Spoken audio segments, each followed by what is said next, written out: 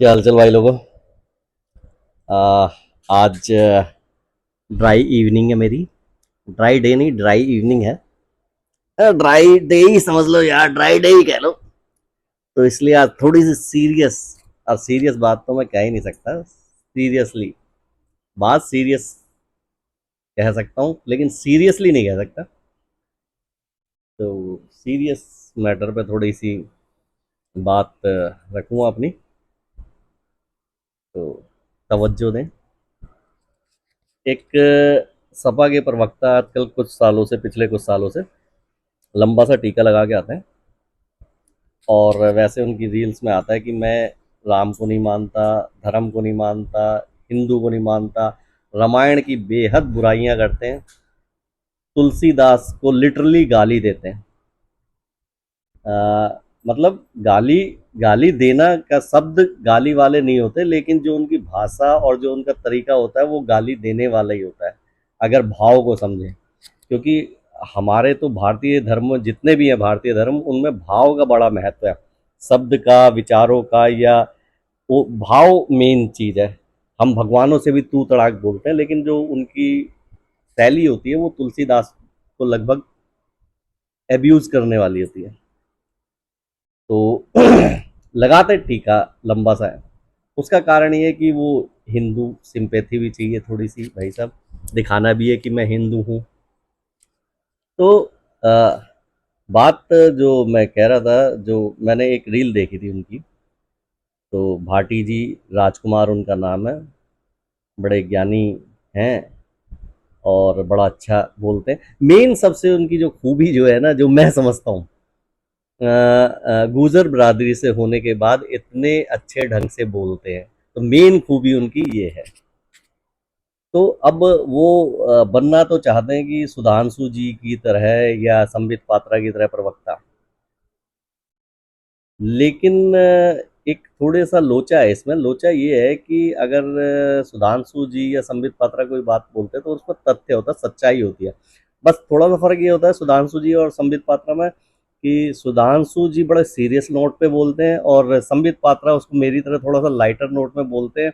और थोड़ा हंसी मजाक में ले जाते हैं, तो उस वो थोड़ा सा हल्का हो जाता है उनका, जैसे मेरी बात हल्की हो जाती है हंसी मजाक में सीरियस बात करता हूँ। तो जो भाटी जी राजकुमार जी हैं, इनकी एक रील देखी थी मैंने, उसमें वो कह रहे थे कि कई सारी रीलें हैं जो चलती हैं, तो उसमें तुलसीदास जी पे भी वो कमेंट कर रहे थे कि उन्होंने एक जो ताड़ना वाला चल रहा था कि ढोल शूद्र पशु नारी सब ताड़न के अधिकारी, ऐसा रामायण में कहीं जिक्र है। तो मैं तो इतना धार्मिक व्यक्ति हूँ नहीं, मैं तो नास्तिक हूँ। हालांकि उनसे ज़्यादा, भाटी जी राजकुमार से ज़्यादा मैं नास्तिक हूँ। लेकिन मैं बुराई सहन नहीं कर सकता रामायण की या तुलसीदास जी की। अगर आप कुछ ना मानो तुलसीदास जी को, विशेष कोई दर्जा ना दो, तो अगर उन्होंने रामायण को महाकाव्य मान रहे हो, तो महाकाव्य को लिखने वाला महाज्ञानी महाबुद्धिजीवी हुआ ना, तो उस नाते तो सम्मान कर सकते हैं ना। मेरा, ये मेरे अपने विचार है। तो उस नाते तो सम्मान कर सकते हैं ना। अगर किसी में एक विशेष योग्यता है, तो उस नाते तो उसकी योग्यता को तो प्रणाम कर सकते हैं, उसको तो सम्मान दे ही सकते हैं ना। तो वो विशेष योग्यता ही है, इतना उन्होंने वो महाकाव्य लिखा। और भी चीज़ें बहुत सारी।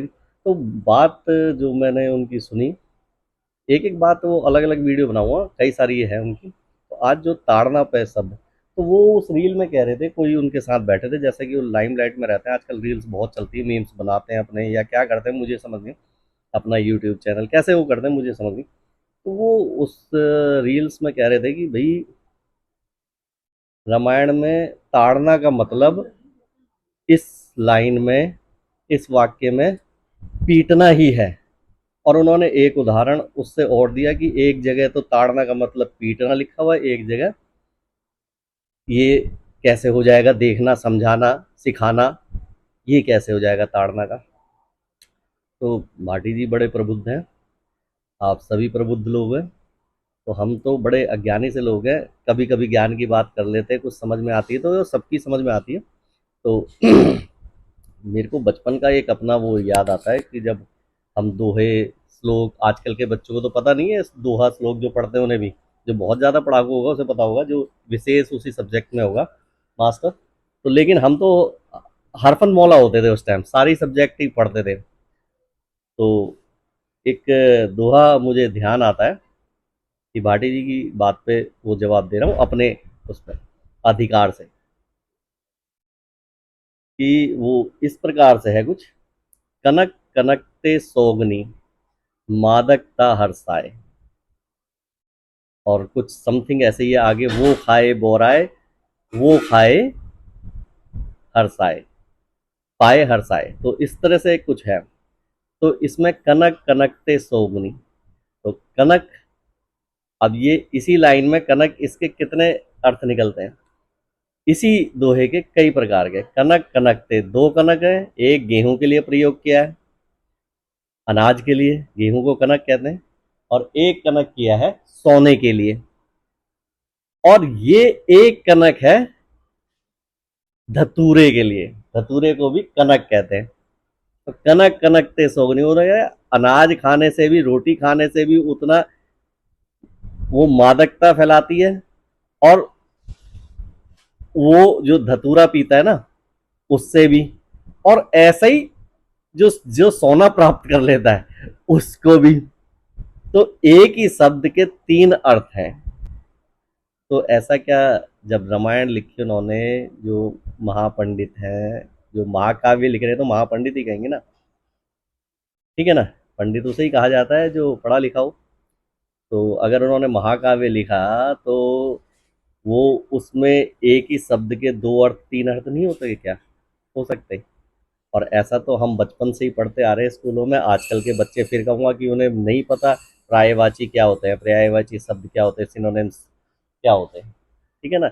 एक शब्द के कई अर्थ होते हैं और समानार्थी शब्द होते हैं, कि कई अर्थों वाले एक शब्द होते हैं, होते हैं ना। तो ये तो बहुत छोटी सी बात है, लेकिन गुमराह करने के लिए कुछ भी बोल सकते हो, कैसे भी, जैसे आजकल चल रहा है रील्स में, कुछ भी बोल दो फेमस होने के। कौन चेक कर रहा है, कौन क्या कर रहा है। तो मेरी बात यह है, आप चाहे चेक कर लेना यार, मेरे को तो ध्यान आ जाती है कभी कभी बचपन की बातें, तो वो निकाल देता हूँ और जी हल्का सा हो जाता है। तो बाकी अगली बार उनकी जो कुछ अगर अलग रील रील तो बहुत देखी है, लेकिन एट अ टाइम ध्यान नहीं आती ना। अभी बैठे बैठे ये ध्यान आई तो, और खाली भी बैठा था, ड्राई इवनिंग है, मैंने कहा ये बात बता ही दूं। तो कैसी लगी बताना आप, फिर नेक्स्ट वीडियो में अगली चर्चा करेंगे उनकी रील्स की।